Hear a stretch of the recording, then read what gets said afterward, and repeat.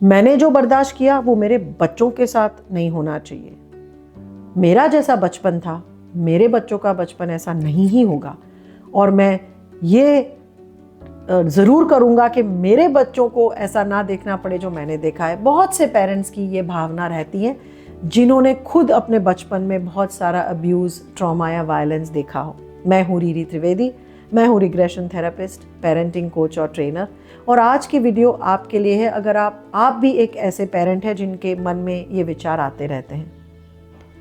बहुत से पेरेंट्स आजकल मैंने देखा है, जो पिछले 5-6 साल में ज़्यादा देखा है, शायद 15-20 साल पहले ऐसे पेरेंट्स कम थे, बट आजकल बहुत ज़्यादा ऐसे पेरेंट्स देखने को मिल रहे हैं जो अपने बच्चों को अपने दोस्त की तरह मानते हैं, जो अपने बच्चों को सारा फ्रीडम देते हैं और अपने सर पे बिठा के रखते हैं। ये वो पेरेंट्स हैं जिनके खुद का बचपन शायद बहुत ही ट्रॉमेटिक हुआ होगा, या खुद उन्होंने बचपन में बहुत सी तकलीफ़ें देखी हैं, शायद पैसों की तकलीफ़ देखी है, माँ बाप लड़ते हुए देखे, या खुद के साथ माँ बाप ने बहुत मार पिटाई की हो या उनको बहुत अब्यूज़ किया हो। तो ये पेरेंट्स बड़े होते हैं और सोचते हैं कि मेरे बच्चों के साथ ऐसा कुछ भी नहीं होना चाहिए, मैं मेरे बच्चों को ऐसा कुछ भी नहीं होने दूंगा या दूंगी। और इसकी वजह से वो एक बिल्कुल ही पोलराइज्ड या बिल्कुल ही ऑपोजिट स्टैंड ले लेते हैं, जिसमें वो अपने बच्चों को पूरी तरह से प्रोटेक्ट करते हैं, बहुत ज़्यादा प्यार देते हैं और ज़रूरत से ज़्यादा बच्चों का ध्यान रखते हैं, इस हद तक कि बच्चे खुद सीखते ही नहीं हैं कैसे स्ट्रेस मैनेज करना, कैसे अपनी पढ़ाई मैनेज करनी, कैसे अपने दोस्तों को मैनेज करना, या कैसे अपने प्रॉब्लम्स को खुद सॉल्व करना। ये वो माँ बाप हैं जो अपने बच्चों को दोस्त मानते हैं, अपने सारे प्रॉब्लम्स भी शायद बच्चों के साथ शेयर करते हैं, और घर में पूरी उनकी लाइफ बच्चों के इर्द गिर्द घूमती है। सबको बच्चे जो कहते हैं वो सुनना है, और ये बच्चों को कभी ना नहीं बोला गया है। ऐसे भी पेरेंट्स आते हैं जो कहते हैं कि हमें लाइफ में इतनी स्ट्रगल देखी है, हमें कितनी चीज़ें नहीं मिली है, तो आज मेरे बच्चे को मैं वो जो चाहे वो दिलाऊंगा ताकि उसको ऐसी स्ट्रगल ना देखनी पड़े। पर ये माँ बाप ये नहीं जानते कि इससे बच्चे का फ़ायदा नहीं होगा पर नुकसान ही ज़्यादा होता है। बच्चों को एक बैलेंस्ड अप्रोच चाहिए। जब आपको कुछ नहीं मिला हो या आपके साथ कुछ गलत हुआ हो, तो वो बहुत ही स्वाभाविक है कि आप अपने बच्चों को इससे प्रोटेक्ट करना चाहेंगे। पर क्या आप ज़रूरत से ज़्यादा प्रोटेक्ट करते हो? क्या आप हेलीकॉप्टर पेरेंट बन गए हो? क्या आप बच्चे की हर ज़रूरत को पूरी करते हो और हर डिमांड को गिव इन करते हो और उसकी चीज़ें ला के देते हो? क्या आप बच्चे को कभी फेल नहीं होने देते हो? क्या आप अपने बच्चों के दोस्तों के साथ भी जो लड़ाई होती है उसमें भी घुस के सॉल्व करने की कोशिश करते हो? क्या आप अपने बच्चे को गिरते हुए या हर्ट होते हुए नहीं देख सकते हो? तो ये वीडियो बहुत ध्यान से देखिए, क्योंकि बच्चों को ये सारा अनुभव चाहिए अगर उनको भावनात्मक तौर पे स्ट्रांग बनाना है।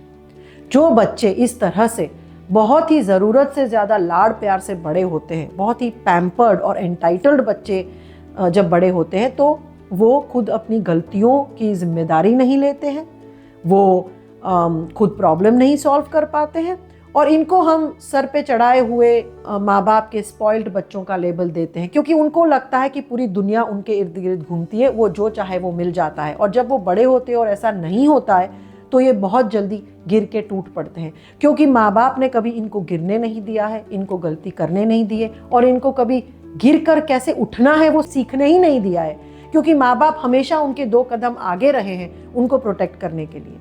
तो मैं पेरेंट्स को ये कहूँगी कि अगर आप ऐसे पेरेंट हो तो थोड़ा सा संभल जाइए। आपके जो अनुभव हैं उसकी वजह से आपकी पेरेंटिंग स्टाइल ज़रूर इफ़ेक्ट होती है, और मेरी जो वीडियो है पेरेंटिंग स्टाइल की और इसकी क्या बच्चों पे असर पड़ती है, ये ज़रूर देखिएगा, क्योंकि इसमें मैंने ये चीज़ बहुत डिटेल में डिस्क्राइब की है। अगर आप वो पेरेंट हैं जो बच्चों को दोस्त मानते हैं, ये समझते हैं कि जो बच्चा डिसाइड करे वही घर में होगा, मेरा बच्चा कभी कुछ गलत नहीं कर सकता है, मेरे बच्चों को कभी मुझे डिसिप्लिन नहीं करना है, तो आप बहुत गलत कर रहे हो। बच्चों को डिसिप्लिन चाहिए, बच्चों को स्ट्रक्चर चाहिए, बच्चों को रूल्स और रेगुलेशंस भी चाहिए, क्योंकि उनके ब्रेन को ये चीज़ों से ही इनका ब्रेन ट्रेन होगा। पर ये सारी चीज़ें उनको मारे पीटे बिना या अब्यूज़ करे बिना भी हो सकती है, और वही करनी है हमें कोई भी एक्सट्रीम पोजीशन नहीं लेनी है। अगर आपके बचपन में बहुत ज़्यादा अब्यूज़ है, वायलेंस है, बहुत शोषण हुआ होगा, अगर आपका भावनात्मक रूप पे, शारीरिक रूप पे, तो आपको ऐसा ही होगा कि मैं इससे बिल्कुल उल्टा करूं मेरे बच्चों के साथ। या कई बार ये भी होगा कि अननोइंगली आप अपने माँ बाप की तरह ही बिहेव करेंगे बच्चों के साथ, आपको गुस्सा आ जाएगा, आप हाथ उठा लेंगे और उसके बाद आप बहुत ही गिल्टी फील करोगे।